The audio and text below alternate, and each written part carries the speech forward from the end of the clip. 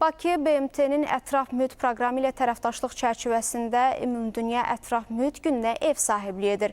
Heydər Əliyev mərkəzində təbiətdən ilham alaraq iqlim naminə, gələcəyimiz naminə adı altında keçirilən tədbirdə Prezidentin iqlim məsələləri üzrə nümayəndəsi Muxtar Babayev Prezident İlham Əliyevin tədbir iştirakçılarına müraciətini oxuyub. Tədbir panel sessiyalarla davam edir.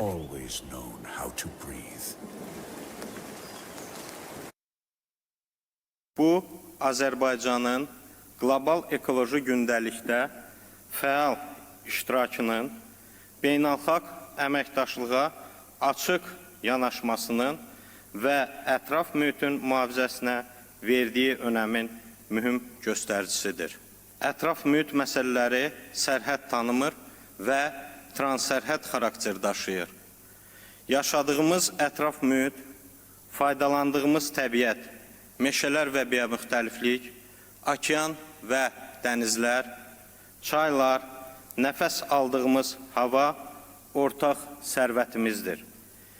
Biz iqtisadi inkişafı, sosial rifahı və ekoloji tarazlığı vəhdətdə təmin etməliyik.